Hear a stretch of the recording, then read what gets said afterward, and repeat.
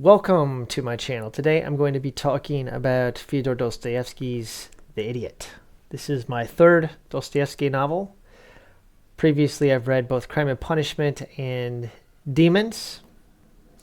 Now, what did I think about this? Well, up front, I liked it quite a bit. Although I've seen other people that don't like it. They said that Dostoevsky failed, or they didn't find this one quite as good as the others. And I don't know. It's going to take some time for me to process it, to find out where this ranks or how I feel about it a month or two from now. But as with Dostoevsky's previous novels, there's a lot to chew on here. There's a lot of things to think about. And up front, I'll talk about the translation, because that's a big deal. So this is the Signet Classics edition, and it was translated by Henry and Olga Carlis. I think that's how you say it. Carlisle, however you say that there. Now, the problem with this book is that it started falling apart almost immediately. The pages are all coming out of it. I've taped some of them back in, but it's basically the binding is separating. And I'm trying really hard just not to get it to completely collapse. But this book is not going to hold up to multiple rereads. So it was a cheap copy. The Signets, this is the first time I've had a problem. Previously, the Signet copies that I've gotten have been more durable. But this one's falling to pieces, so I don't know what happened. But I read that translation, the Henry and Olga Carlisle, and I listened to the Ava M. Martin translation on audio. Okay, so the Ava M. Martin translation is in the public domain. You can go over to Project Gutenberg and you can read it for free. You can listen to it as a LibriVox recording for free, which is what I did. I would read 2 chapters of The Idiot, and then I would download 2 chapters of the book and listen to them afterwards. So I was reading it once, listening to it once, and it helped out quite a bit, because some of the things in this translation I didn't feel were as clear, and I felt like the Ava M. Martin translation was a little bit better and a little bit more clear, and I was able to understand a little bit more. So while this is good, there's some things in here that I think that they missed it. It was like lost in translation. So I would recommend the Ava M. Martin translation over this. I can't speak for the others as I have not read them or listened to them, but there we go. So, talk a little bit about this book. This is the main character of this book. This is set in Russia, okay, in the late 1860s. So, a little bit, again, about Russian history during this time, going through a lot of reform in Russia. The Tsar of Russia, Alexander II, had emancipated all the serfs. So they had like a serf class. And I think it was 1861. They were liberated. They ended the serf system. They started to industrialize pretty much under the reign of Peter the Great. But now they're getting more into the industrialization. Lawyers are becoming more prominent in society. So you have like kind of this developing middle class in society, and a lot of Western ideas coming into the country, you know, from the Enlightenment, the writings of Rousseau, Voltaire, you know, all these philosophers and stuff. And as always with all of Dostoevsky's novels, you kind of have the nihilists play a prominent. There's a nihilist character in here. In this novel, it's Hippolyte, a consumptive, a kid with tuberculosis who's like 18 years old, who's espousing nihilistic ideals. But we got a lot of characters, as you can see. Here's my character list. We got a lot of characters. So, as always, you got to write down characters as you come across them. There's probably something like 24, 25 characters on here. So, I won't name them all, but I'll name some of the really prominent ones. We have Prince Lev Nikolaevich Myshkin. He is our protagonist. Sometimes he's called Prince, just the Prince. Prince Myshkin or Lev Nikolaevich. So this is the thing, is keeping track of these names, because they'll switch between, the different names of the characters, which can get really confusing. That's why when you're coming across in Russian literature, write down the entire name, the whole name and the title. Okay, so he's our main character. He's returning from Switzerland, and he's been out of Russia for some time. He was the patron of a man named Pavlishev, who was a wealthy man who used his fortune to treat Prince Myshkin under the care of a Dr. Schneider. Now, he suffers from epilepsy. He's an epileptic, as was Dostoevsky in real life.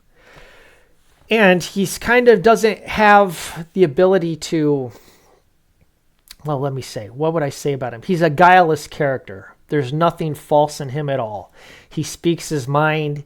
He's a completely innocent, almost childlike person. And this is kind of the crux of the whole novel. And Dostoevsky's idea in conceiving of this character is mentioned in the foreword of this book that I have here.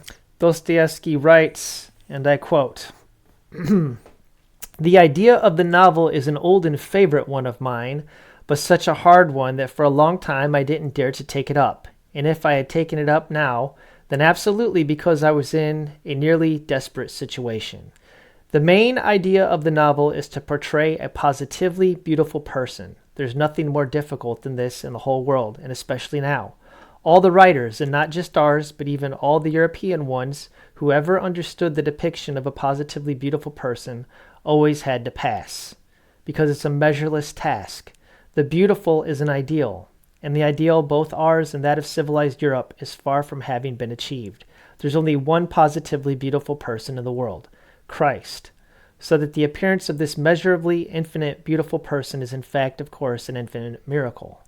The whole Gospel of John is in this sense. He finds the whole miracle in the incarnation alone, in the appearance of the beautiful alone. But I've gone too far. I'll just mention that of all the beautiful people in Christian literature, Don Quixote stands as the most complete. But he's only beautiful because he's ridiculous at the same time." And then the foreword here questions, does Myshkin represent a new Don Quixote or a Christ for contemporary Russia? Okay, so I would say kind of Christ-like. There's several things about Myshkin that make him kind of a Christ-like figure, but I don't think the analogy maps one-to-one. He comes back to Russia. He's been living abroad in Switzerland, so he doesn't know Russian culture. He doesn't know how to interact with social graces. So when he's on the train, when we are introduced to him in the foreword, or the chapter 1, the book is divided into 4 sections. There's book 1, 2, 3, and 4. So the book structure is a little bit weird. Book 1 is probably the tightest, most concise section of the book, and it's the one that I think generally most people like to read. And then when they get to book 2, it does like a 3-month time jump. And people are like, what is going on? In the book, they feel kind of wanders in the middle. So let me just say, this book is not an action adventure story. It's kind of a little bit melodramatic, but it's got a lot of philosophical ideals and a lot of theological and spiritual and just all kinds of these ideals clashing with one another. All right. So you have nihilistic characters, you have hedonistic characters, you have characters that are, given over to vice, that are gambling. We have drunkards. The same thing you find in all of Dostoevsky's novels, this whole plethora of different peoples and personalities with different goals and different ideals clashing with one another, and these different ideologies coming into conflict. And that's one of the things I think is great about Dostoevsky's books, is that there's no straw manning involved at all. You watch like a lot of movies or you read a lot of books, and the author will just give his opinion on something, and it's just like, that's it. That's that's the way it is. For instance, as an example, Arthur C. Clarke. I just read his science fiction novel, Songs of the Distant Earth. And there was no ideological clash between anybody in there. It's just like these characters are all speaking the perspective of Arthur C. Clarke. You don't get that in Dostoevsky. You get all kinds of different characters just interacting with each other. And a lot of people find it really boring because it's a lot of talking. I think the main thing that happens in this book over and over again is a dinner party or a group of people in a room just having conversations with each other about a plethora of different topics. So, but at the heart of this novel is like a strange love triangle, or I don't know exactly how to describe it. Okay, so when Myshkin arrives on the train, or we open up on the train to St. Petersburg, Russia, he's on board the train with two other characters. One of them is named Parfyon Semyonovich Rogozhin. Now, Rogozhin is kind of I don't know exactly if you call him the antagonist, but he's kind of like the foil to Prince Myshkin. And he's a diabolical character. Okay? He has just inherited a fortune, and he is trying to impress this girl, who is our other big important character, Nastasia Filiponovna. Okay? She was a girl that was orphaned, and she was taken in and raised by this character named Totsky. Now, Totsky is kind of a nefarious dude. This Afanasy Ivanovich Totsky was a rich landowner, and he was Nastasia's patron. He groomed her. Okay, when she reached teenage years, he turned her into his mistress. I mean, this guy is a real scummy dude.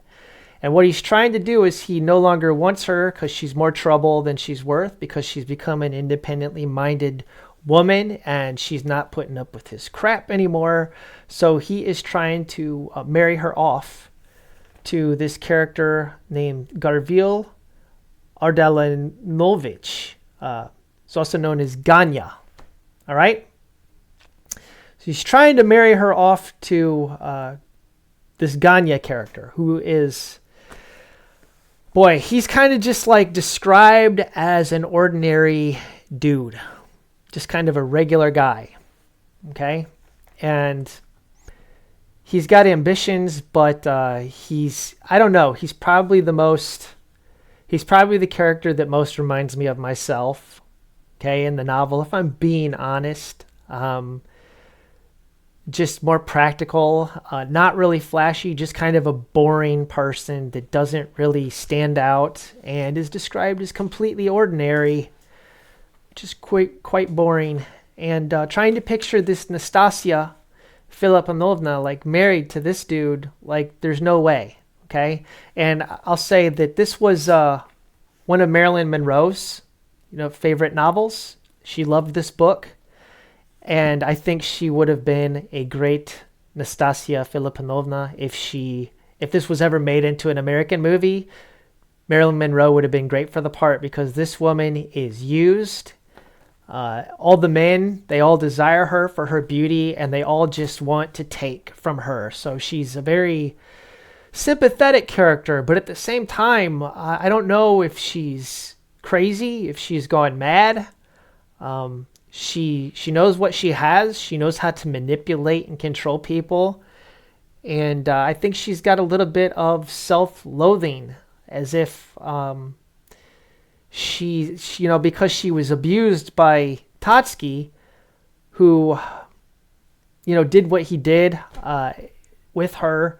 She kind of feels tainted in a way. I think that the woman doesn't feel like she deserves a good life. She doesn't feel like she deserves somebody like Prince Myshkin. He's too good for her. But one of the other characters we meet on this train, so there's three characters on the train, is Lukian Timofeyevich Lebedev. All right, and he'll just be known as Lebedev for most of the novel. He's a government official, and he's a gossip, and he knows everything about everybody. So before I go any further into this book and talk about all this stuff, because I can already tell this is going to be a long talk here. That's just the way it's going to be. I do recommend this novel. I wouldn't recommend this as your first Dostoevsky novel. I think you should probably read Crime and Punishment before this. Okay? Because this is such a strange novel, and I kind of don't know how to tackle it. I kind of don't even know how to review it, because there's just layers upon layers upon layers of interesting pieces in the book. So I don't think I'm going to go into all of them. I may just highlight one of them and tell you like one of the interesting things that I came across here as I was reading, because there's so many. I can't go through all these characters. I can't. There's too many of them. We've got General Ivan Fyodorovich Yapanchin, head of the Yapanchin family. He's a self-made man. He has 3 daughters. He's wealthy and influential. Okay, his daughters are named Alexandra. She is into music. Aldelaida. She is the middle daughter. She's into painting. And then Aglaia. How do you say this? Aglaia, the youngest and the most beautiful. And she also becomes a love interest of several characters in the novel. And so there's like this competition between Aglaia and Nastasya Filiponovna, vying for the affections of different characters. Okay? So it's really complex, and there's all these different relationships. So you have the Yapanchin family, and the wife here is named, what is her name? Lizaveta Prokofyevna. This is General Yapanchin's wife. She's related to our protagonist, Prince Myshkin. So when he gets off the train, he goes to General Yapanchin's house and meets him, and gets introduced to the whole Yapanchin family. And that whole thing is very comical and strange. And you can tell, like, the prince doesn't really have quite the proper etiquette. He's of royal lineage, and he's, like, hanging out and talking to, like, the servants in the house, which is kind of like poor form. And the servant's like, why are you talking to me? You're socially above me in class. Like, we shouldn't even be having a conversation with each other. And he's just like, I love everybody. Everybody's great. Everything's wonderful. You know, he gets introduced to these girls, and the first thing he starts talking about to them in conversation is the death penalty. And, you know, one of the girls is talking about being a landscaper and painting. This is Aldelaida. And she asks, what should I paint? And he's all like, oh, you should paint a man, like, on his way to be executed, his last look around before they, you know, cut off his head on the guillotine. And he talks about how he was in France and he witnessed people getting their heads taken off during the revolution. And it's just like, what? Like, he's just got really bizarre etiquette. He doesn't know how to, he just speaks what's on his mind. So, yeah, I guess I'm going to just kind of wrap that section up, and I want to talk about this painting in the book. So there's this painting that comes up a couple of times, and this is one of the things that was interesting. I'm not going to highlight everything in the book, you know, every speech that takes place, all of the complex ideals that everybody has, because there's so much. I would be here for 3 hours talking about this novel, and I know that you don't have the patience for that. And I really don't feel like talking about it for 3 hours. So I want to talk about this painting, which is called The Body of the Dead Christ in the Tomb. This is a painting. It's a real painting. Really existed in real life. It was painted by Hans Hobein the Younger. The first time this is mentioned is in Book 1. And it's in, well, actually, where's it at? No, it's in Part 2. So Book 2. Chapter 4, and I'll go ahead and read that for you. Okay, so to set this up, Rogozhin, who Prince Myshkin met on the train at the beginning of the book, he's appeared a couple of times. Prince Myshkin goes to his house at this certain point in the book, and while he's there, he's in his home, and he sees this painting, okay? And he's taken in by it. Now, this actually happened to Dostoevsky in real life. He saw this painting in person, and he was like transfixed on it, so much so that his wife, Anna, had to pull him away because he was just standing there, like he couldn't take his eyes off of it, and she was afraid he was going to have one of his fits, that he was going to go into an epileptic seizure. So it made a huge impact on him, and he has a couple of characters in this novel comment on a print of this painting. So Rogozhin, our diabolical character, okay, has this painting in his home, or a print of it. And he says here, all these pictures were picked up at auctions for a ruble or two by my late father, he said. He liked them. A man who knows paintings looked at all the paintings here. He said they were all trash, all except this one. The one over the doorway. That one isn't trash, he said. My father paid a couple of rubles for that one too, and a fellow offered him 350 for it. But Ivan Dmitrich Savelyev, a merchant who is a great collector, went to 400, and last week he offered my brother Semyon Semyonovich 500. I kept it for myself. Now the prince here replies, but it's a copy of a Hans Hobein, said the prince. And by the way, if you haven't seen this painting, Hans Hobein the Younger, the body of the dead Christ in the tomb, go ahead and pause the video or stop the video. Go look at this thing real quick. You can find like a little picture of it. Just type it in. The body of the dead Christ in the tomb, the idiot, or the body of the dead Christ in the tomb by Hans Hobein. You got to see this thing. Okay? All right. Welcome back. He says here, but it's a copy of Hans Hobein, said the prince, who had by now examined the picture. And though I'm no expert, it strikes me as an exceptionally good copy. I've seen this painting abroad, and I can't forget it. So this is actually Dostoevsky speaking through the mouth of this character right now. So Dostoevsky is using Prince Myshkin here to talk about this real-life experience. And he says, but what's the matter? Rogozhin suddenly stopped looking at the painting and walked ahead. No doubt this distraction and the strangely irritable mood that had come over him so suddenly might explain this abruptness. Nevertheless, the prince found it odd that he would break off conversation which he had started himself and not even answer him. Tell me, Lev Nikolaevich, said Rogozhin suddenly, having walked on a few steps. I've been meaning to ask you a long time. Do you believe in God or not? How strangely you ask that, and how strangely you look at me, observed the prince involuntarily. I like looking at that painting, Rogozhin murmured after a short silence, as if he had forgotten his question again. At that painting, said the prince, suddenly stopping. What's the matter? I said almost as a joke, but you're so serious. And why do you ask whether I believe in God? Now, this is where the translation here is, I feel like the translation is lacking. So I wrote a note in here, because I listened to the Ava M. Martin translation, and this is what it says. He says, at that painting, said the prince, suddenly stopping, a man's faith might be ruined by looking at that picture. So it is. That's what Rogozhin replies. That's not here in the Henry and Olga Carlyle translation. So you missed that.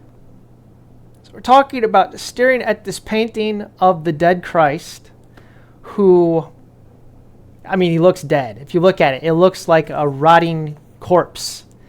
And it's clearly depicting like just clearly the humanity of Jesus, and not like the Chalcedonian creed, of the God-man. Because I have iconography over here, okay, on my back wall, and when you see even Christ on, for instance, like on the cross, even in his I'll just move this up so you can see it. Like on the cross here, okay, you can see his face and the way that he looks, even angelic, or, he looks beautiful even in his death, right? But not in this Hans Holbein painting. He's like a rotting corpse. And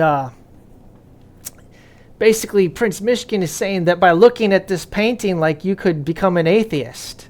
And Rogozhin says, like, his answer is, so it is. Like, whether Rogozhin is or not, we know that Hippolyte, okay, our nihilistic character who's dying of consumption, comments on this painting again in part 3, in book 3, chapter 6.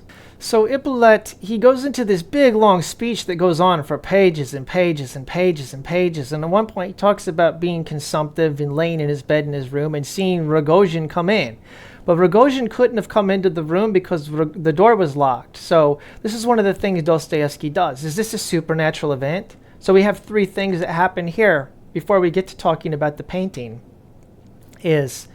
Was this an apparition, like a demonic entity that came into the room? That's option 1. Number 2, was it Rogozhin that actually came into the room and sat there and stared at him for an hour and scared him? That's option 2. Or number 3, was he having a delirium brought on by his consumption because he was feverish? Dostoevsky is never going to answer the question. So you have 3 options there, and we never get an answer to it. Like, it's just kind of like, well, that was kind of weird. And then he goes on, talking about telling him, how dare you come in like that? Get out. And then he goes on with his speech where he's basically contemplating suicide. Okay, that's what he's talking about. Because he's only got a few weeks left to live, and he feels like he has nothing that he can do in his life. The only thing that he really has control over, that he can control, is the time of his death. So why not just shoot himself?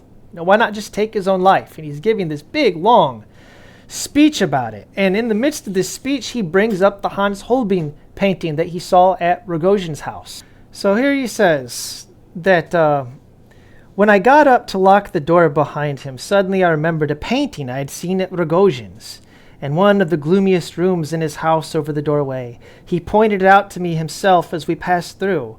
I must have stood before it for 5 minutes. There was nothing good about it from an artistic point of view, but it caused a strange uneasiness in me. The picture represented Christ, just taken down from the cross. I believe that painters usually have a way of depicting Christ, either on the cross or being taken down from the cross, with a trance of extraordinary beauty still in his face. They strive to preserve the beauty of him, even during his most dreadful agonies, as the icon over there depicts Christ being taken down from the cross. In Rogozhin's painting, there was no beauty. It was a faithful representation of the corpse of a man who was born in infinite agony, even before crucifixion, who has been wounded, tortured, beaten by guards, beaten by the people, when he carried the cross and fell beneath its weight, and who finally has suffered the agony of crucifixion lasting for 6 hours, by my calculation at least. It is true. This is the face of a man who has just been taken down from the cross. That is a face which still retains much warmth and life. Nothing is rigid in it yet, and the suffering seems to continue in the face of the dead man as if he was still feeling it. The artist has caught this very well. On the other hand, the face has not been spared in the least. It is no more than nature itself, and the corpse of any man, whoever he may be, must really look like that after such suffering. I know that the Christian Church laid down, even in its early centuries, that Christ did not suffer symbolically, but in fact, and that therefore his body on the cross was fully subject to the laws of nature. So he's talking about the Council of Chalcedon, okay? The Chalcedon formulation of Christ, that he was both God and man. And you can read the Chalcedonian Creed, and that's what the church's official position is. So that's what he's speaking on here. But he says, let's see. His body on the cross was fully subjected to the laws of nature, and the painting his face is dreadfully disfigured by blows, swollen, covered with terrible swollen and bloody bruises, the eyes open, the pupils turned up, the large open whites of the eyes bright with a sort of deathly vitreous gleam, But strange to say, when one looks at this corpse of this tortured man, a certain curious question arises. If just such a corpse, and it certainly must have been like this, was seen by all his disciples, by those who were to become his chief apostles, by the women who had followed him and stood at the foot of the cross, by all who believed in him and adored him, how could they believe, gazing on such a cadaver as that this martyr would be resurrected?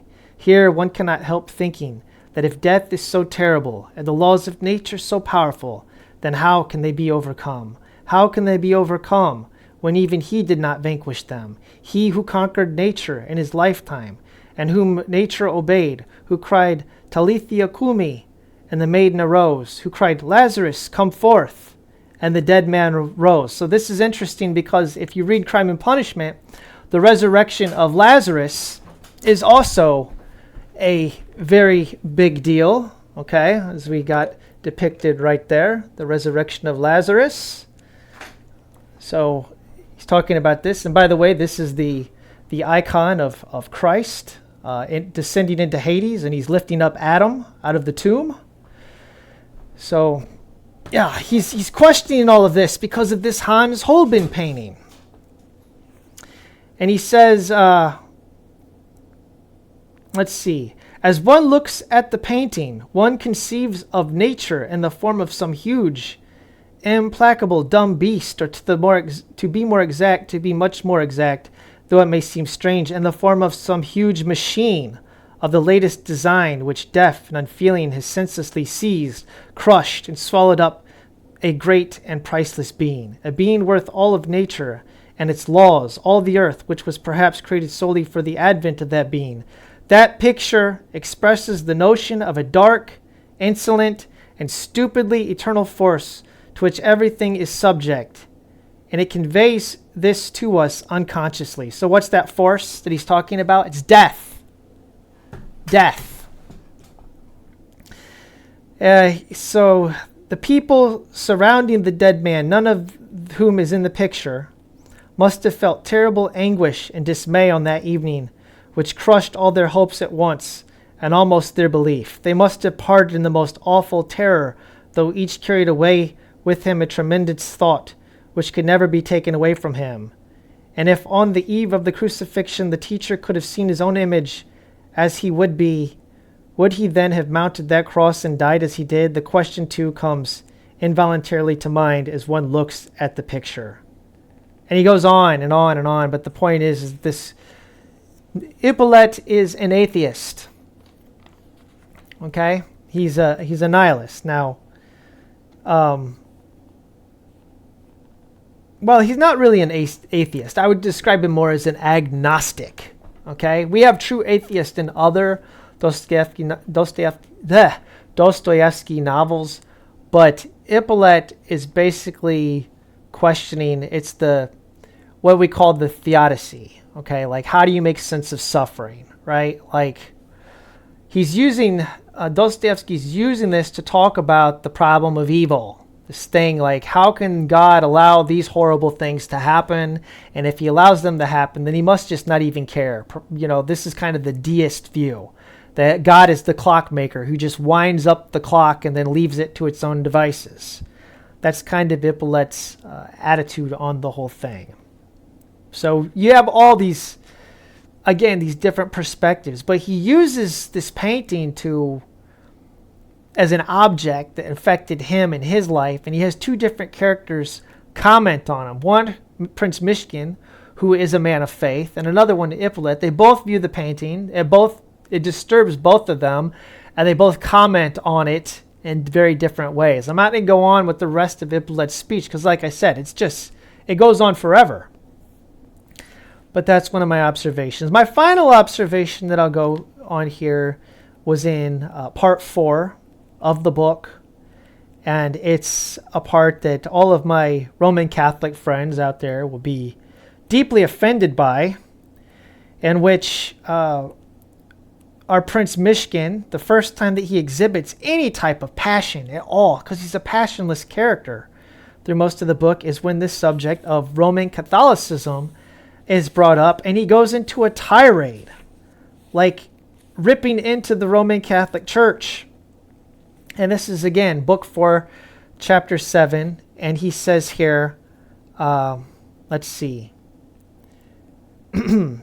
It's an unchristian religion in the first place, the prince said, again in great agitation and with unwarranted sharpness.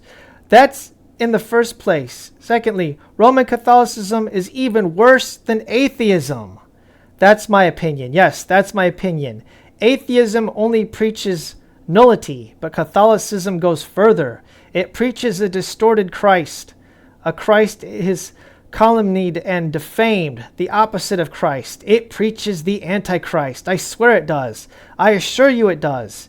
This is my own opinion. I've had it for a long time, and it's caused me distress myself.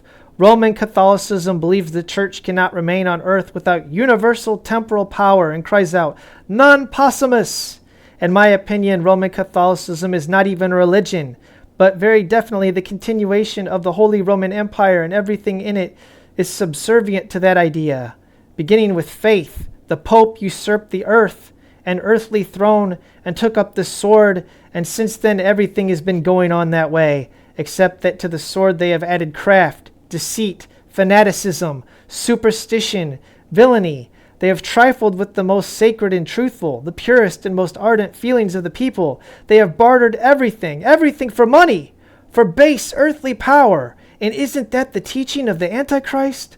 How could they fail to create atheism? Atheism has come from them, directly from Roman Catholicism. Atheism began first with themselves. How could they believe themselves? It is strengthened by revulsion from them. It has grown from their lies and their spiritual impotence. Atheism.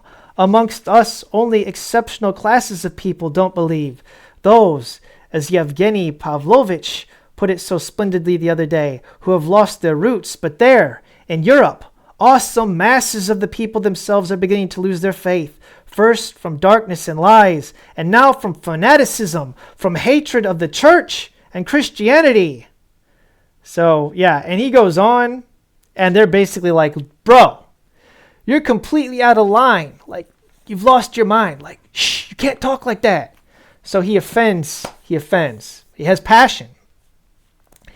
I've seen a lot of Protestants read this passage and they think it's great. You know, they're like, yeah, he's sticking it to the Pope. But it's like, he's actually attacking the entire West because Myshkin, okay, our prince here, clearly believes in the Russian Orthodox Church, you know, Eastern Orthodoxy as the true faith and the true church. So by proxy, all of the West is of Antichrist. All of the Protestantism, because it all came from Rome. Okay, so because what are Protestants? They're protesting Roman Catholics. So they're all from that Western tradition, that Western worldview.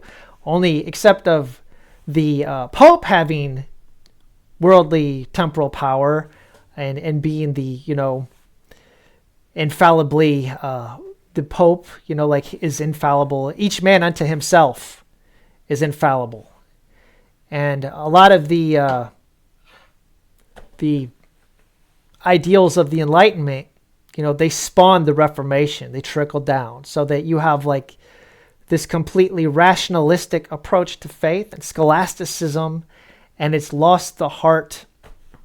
It's lost the simplicity, the childlike faith that Prince Myshkin exhibits in this book, even to a fault. To a fault. Say he's a tragic hero. And, you know, by the standards of the world, he is indeed an idiot. This book is going to stick with me for a while. It was heavy. And there's a lot of meat in here. And I just picked out a couple of things. And I could go into so much more. You know, all these other characters we have in this book that all have differing perspectives. But those were the ones that really like kind of punched me in the mouth. You know, the ones that really just kind of like had a more spiritual aspect to them. Because a lot of this is more character motivations. We're talking about money and vice and lust and power and greed. Yeah, and can a truly good person survive in that type of a world with a childlike innocence, surrounded by all these people that are gravitating to and controlled by, their will to power, their passions? I think that's the central question of the novel. Faith and reason. And we have an extreme case of a person that's totally innocent, living in a world that's totally pragmatic. I don't know what we're supposed to think. I don't know how I'm supposed to feel about it. I don't know what I'm supposed to walk away with. I'll tell you, the book, the ending was a gut punch for me. So don't go into this expecting sunshine and lollipops, because it's Russian literature and it's going to punch you in the mouth. All right, thanks for watching. All of you people that are now offended by me or by this book or whatever, I agree with Prince Myshkin's take on the Roman Catholic Church. I'm just going to put it out there. It is what it is. All right, thanks for watching and have a wonderful day.